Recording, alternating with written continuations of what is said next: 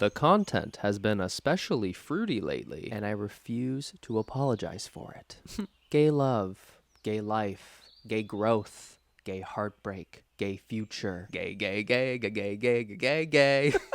Thank you to Monta Webcomics for sponsoring this video. The first 2 seasons of their hit queer love story are available now. Click the link in my description, download the app, and thank me later. I had a few people in my life recently tell me how much I've changed over the last decade, and it really made me reflect on who I was then versus who I am now, and how I got here versus how I was even there, how I was functioning back then. And I just can't help but acknowledge the fact that all of it stemmed from my coming out. The moment I came out, that is when, for the very first time, I actually was myself. I began the journey to becoming myself. Everything before it was crossed out. I only had what was ahead of me, which is confusing and terrifying and a little bit fun, but mainly confusing and terrifying. That's something no one could prepare you for. Everyone can tell you that life will be so much better after you come out, or once you're your true self, it's going to be great. Eventually, but there's a long period of panic and anxiety in the middle that no one seems to discuss. No one seems to bring that up. 21 years of living as a straight, and suddenly I'm just not, and I'm just supposed to get over that? In high school, before I came out, I used to always feel like I was somewhat broken. I never had a desire to date people, really. I didn't feel like I needed to date people. I kind of avoided it. And then I would try to date people, and I would really feel such a void within me, and I just felt like I was a broken person. Something about me was wrong. All of my friends were having so many firsts and falling in love, and I was so far away from that. It was just so confusing. I got to a point where I thought, maybe I'm just going to be alone. Maybe I'm just going to be that guy that lives alone for the rest of his life, which is so sad. That's so fucking sad. Catch me in my Minneapolis 1-bedroom apartment with 16 cats and take away. Fast forward a few monumental years and one coming out later, I remember falling in love for the first time. I remember it so clearly because there was a sense of almost relief that I wasn't broken. It was like everything was suddenly very clear. Everything made sense. All of the confusion didn't matter because it was right in front of me. It was undeniable. It was happening. And that's how I knew I was gay, because it was with a man. I owe so much to movies and to music and to media, to comic books, to anime. Learning and listening to and watching and just seeing other queer stories was revolutionary for me in my coming out process. Moonlight, Portrait of a Lady on Fire, Paris is Burning, Brokeback Mountain, Tangerine, Carol, Call Me by Your Name, The Way He Looks. I could go on and on. Each one of those was a gay awakening in the making. It's a total cliche, but the first time I saw Brokeback Mountain, I fell off my couch. Heath Ledger, Jake Gyllenhaal, 2 cowboys on a mountain, in love, secretly. Oh my God. Beautiful, devastating, what I wish my life was, except I didn't even know how to ride a horse. How was I gonna get there? And it doesn't end the best, so yeah, we'll just let that be a fantasy.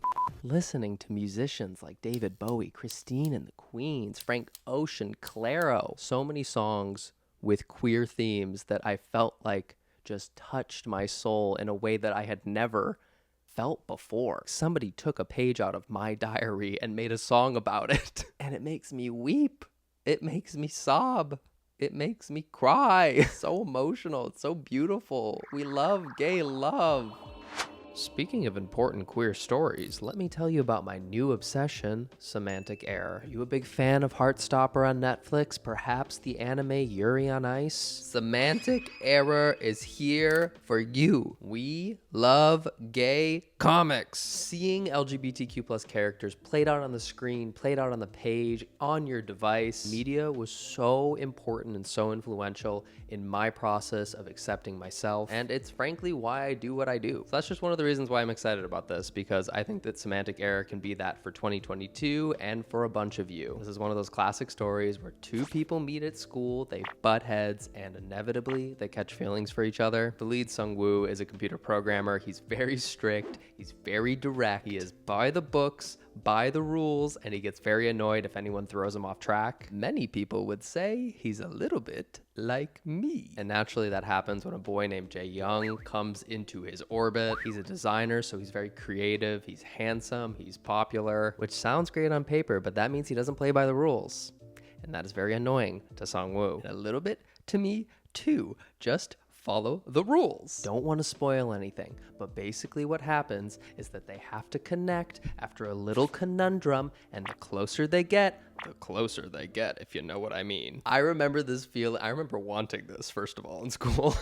But I remember the feeling. I remember getting really close to someone and you're almost so annoyed at them that you start to like them. You're so different that you feel like you shouldn't get along, but the closer you get, the more you realize what you have in common or what you admire about the other person. And that's the story. That's Semantic Error. In particular, there's this one moment around episode 20 where Jae-young and Sung-woo are lying down together in a grassy field. They're much closer at this point and much more open, so they start discussing who was their very first love. And Sung-woo is so shy and reserved that he completely avoids the question and basically says that his first love was a toy truck. I had to do that so often growing up, where I just had to completely divert questions like that and never give a truthful, honest answer. It brought back a lot of memories. Reading it was such a good time. I really connected with the story, and honestly, it just made me laugh a lot. Romantic and funny, what's not to love? Don't trust me though, read it for yourself. Click the link down below. You're very lucky too, because the first 2 seasons, they're up, they're out. You can read them right now. And when you inevitably get hooked, the 3rd season's on its way too. Click the link in my description, download the Manta app, and you will also get a free 7-day trial to all of the Manta webcomics. I can't emphasize it enough, but supporting queer content is so important to me. The more progressive, diverse representation we can have in storytelling will do nothing but good for the world. Plus, like,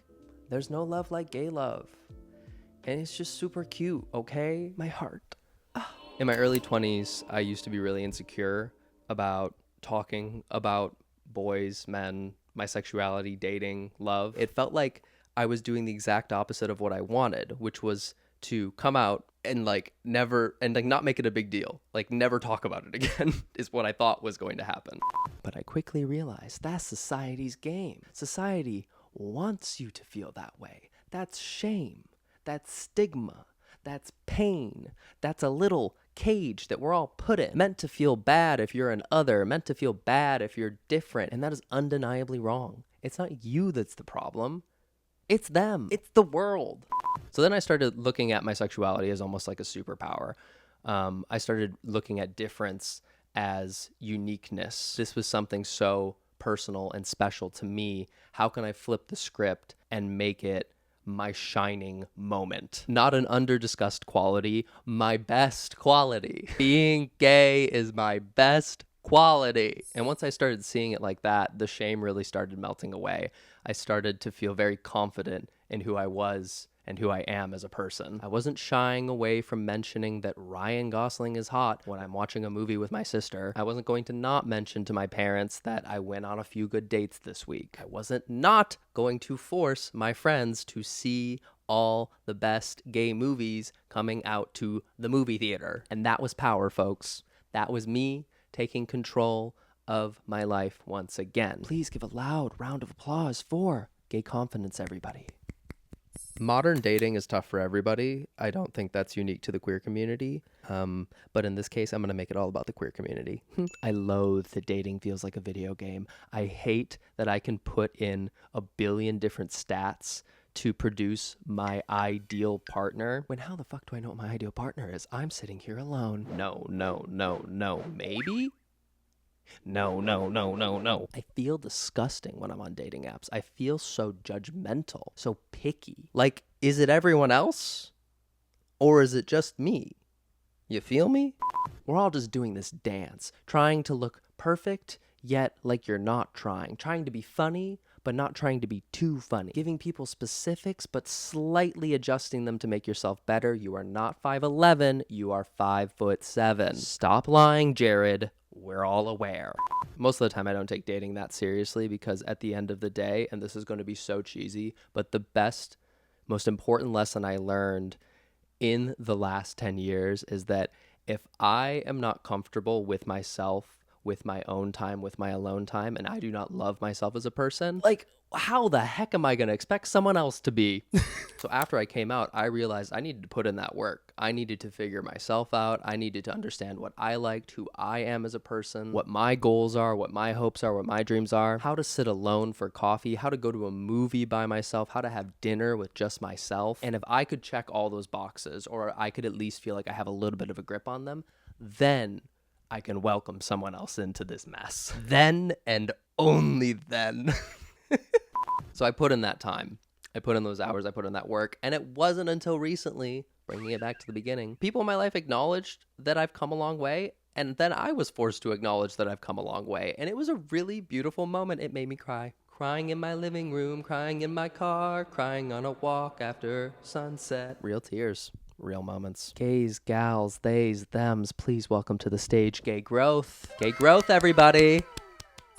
Take this with a grain of salt, but from my POV, the best part about being queer in 2022 is that your future is undefined. There is no roadmap. There is no blueprint. There is no specifications. You control your future. Being queer means that anything is possible and anything is correct. And I find so much excitement and so much strength in that possibility. It could not be more cheesy. But guess what? It could not be more true.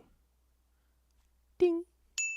A final thank you to Manta for sponsoring this video and supporting queer storytelling. Do yourself a favor, give yourself a little joy. Go read Semantic Error today. Thank you. If you enjoyed the video, give it a thumbs up, share it with a friend, leave a comment down below. Let's start a little conversation, sprinkle a little LGBT in there. Anyways, I'm sending you love. I hope you have a great week, a great life, and I will see you super duper soon. Bye.